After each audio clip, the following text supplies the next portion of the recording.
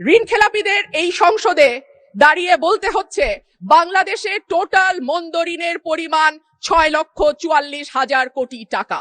এর সঙ্গে যদি আপনি অবলোপন, পুনঃতফসিল করা এবং মামলার কারণে যে ঋণের টাকাটা আটকে আছে আদালতে, অর্থাৎ পেন্ডিং মামলা হিসাবে যেটা এখনো খাতায় তোলা হয় নাই অ্যামাউন্টটা, সেটা যদি আমরা যোগ করি এই পরিমাণ গিয়ে দাঁড়াবে 11 লক্ষ কোটি টাকা, যেটা মোট ঋণের 59.73%। যেই দল ঋণ খেলাপিদের নমিনেশন দিয়ে তাদেরকে সংসদে নিয়ে আসে, এটা তো তাদের দায়িত্ব, তাদের উপরে এই দায় চাপায়।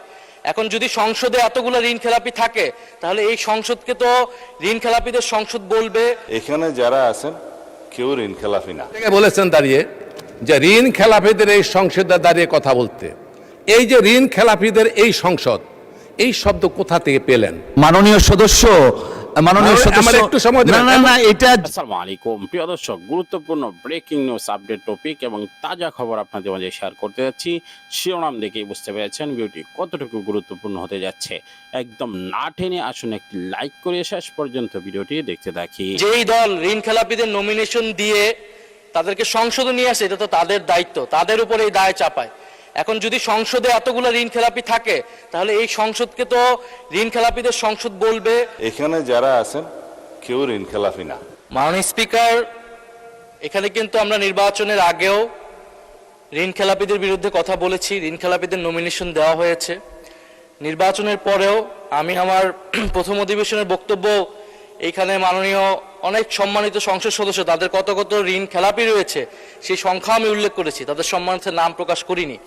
এখন যেই দল ঋণ খেলাপিদের নমিনেশন দিয়ে তাদেরকে সংসদে নিয়ে আসে, এটা তো তাদের দায়িত্ব, তাদের উপরে এই দায় চাপায়।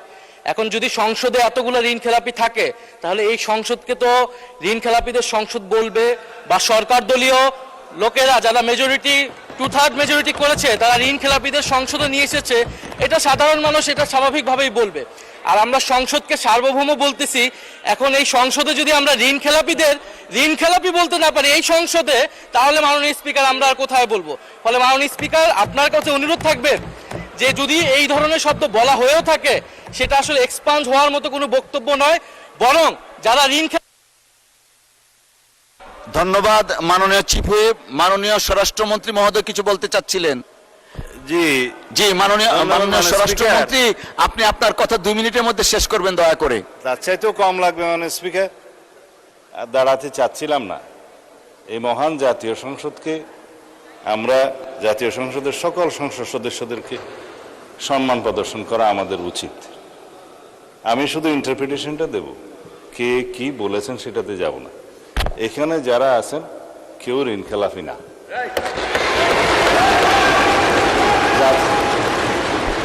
নির্বাচনে আইন, রিপ্রেজেন্টেশন অফ পিপুলস অর্ডার এবং অন্যান্য বিধিমালায় অনুসারে যারা ঋণ খেলাপি আদালত কর্তৃক সাব্যস্ত হবে, ঘোষিত হবে, তারা দে আর ডিসকোয়ালিফাইড, তারা এমপি হিসেবে নমিনেশন দিতে পারবে না, অবৈধ। নির্বাচিত হয়ে এসছে তার মানে ঋণগ্রস্ত হতে পারে, নট ঋণ খেলাপি। এখন যদি এখানে কেউ ক্লেম করে যে এই সংসদে ঋণগ্রস্ত ঋণ খেলাপিদেরকে নমিনেশন দেওয়া হয়েছে, এটা কোনো লিগ্যাল ইন্টারপ্রিটেশনের ঠিকানা। যাদেরকে নমিনেশন দেওয়া হয়েছে তাদের মধ্যে কারো কারো বিরুদ্ধে ব্যাংকের মামলা ছিল, অন্যান্য প্রাইভেট পক্ষের মামলা ছিল, সেগুলো ডিসপোজড অফ হয়ে গেছে ইন দ্য হাইকোর্ট।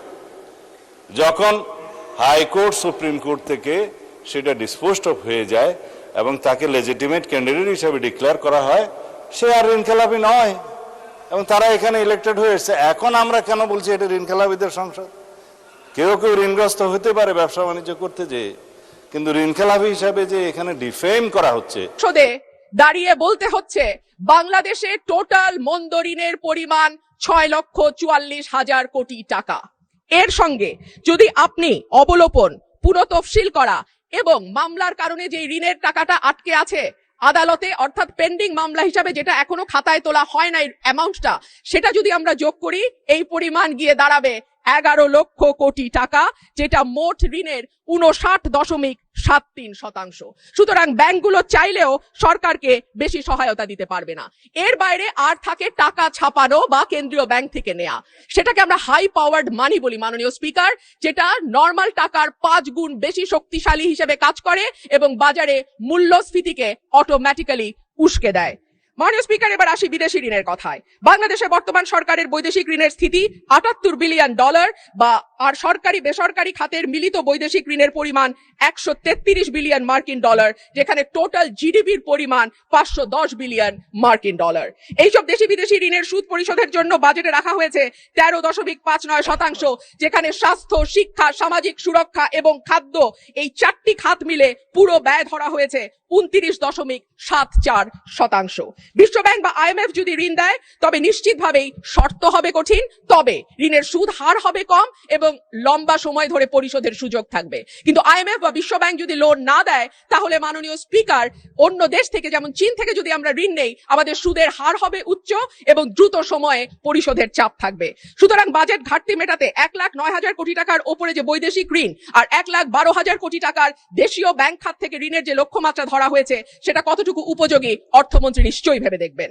মাননীয় স্পিকার, উচ্চ মূল্যস্ফীতি, বিনিয়োগের স্থবিরতা, ব্যাংকের তারল্য সংকট, নতুন কর্মসংস্থান তৈরি না হওয়া, জিডিপির প্রবৃদ্ধি 6% থেকে কমতে কমতে 3.49% নেমে আসা, কোনোটাই অর্থনীতিতে ভালো বার্তা দেয় না।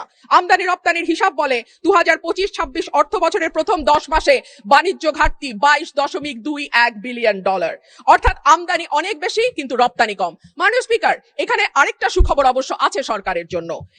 কেন্দ্রীয় ব্যাংকের তথ্য দেখা যায়, জুলাই থেকে এপ্রিল সময়ে বিনিয়োগ বৃদ্ধির অন্যতম প্রধান নিয়ামক মূলধনী যন্ত্রপাতি বা ক্যাপিটাল মেশিনারিজ এর আমদানি বেড়েছে 12.50%।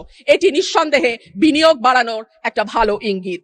মাননীয় স্পিকার, সরকারি হিসেবে দেশে সার্বিক মূল্যস্ফীতি এখন 10%-এর মতো। করমুক্ত আয় সীমা কিছুটা বাড়িয়ে 3,75,000 টাকা করা হয়েছে। কিন্তু মাননীয় স্পিকার, যেই ব্যক্তির মাসে ইনকাম 32,000 টাকা, তার বৎসরে গিয়ে ইনকাম দাঁড়ায় 3,84,000 টাকা, অর্থাৎ তিনি আয়করের সীমার মধ্যে চলে আসেন।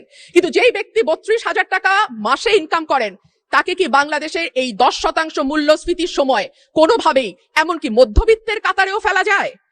বর্তমানে গিনি সহগ 4.499, যেটা উচ্চ আয় বৈষম্যকে ইন্ডিকেট করে। মোট সম্পদের 58% মালিকানা 10% মানুষের হাতে এবং শীর্ষ 1% ধনীর হাতে যাচ্ছে 1/4 টোটাল সম্পদ।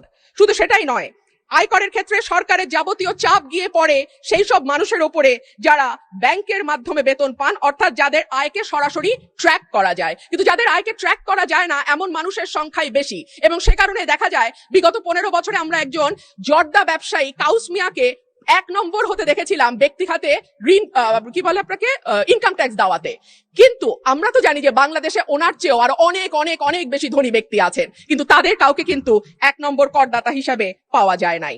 অন্যান্য বারের মতো এবারও বাজেটে আয়কর সম্পূর্ণ ভিডিওটি দেখলেন, বুঝতে পেরেছেন ভিডিওটি অত্যন্ত গুরুত্বপূর্ণ। আমরা ব্রেকিং নিউজ, আপডেট টপিক এবং সকল ঘটে যাওয়া ঘটনাগুলোর সাথে সাথে আপনাদের মাঝে শেয়ার করি। অবশ্যই চ্যানেলটিকে সাবস্ক্রাইব করে ভিডিওটি শেয়ার করে দেবেন।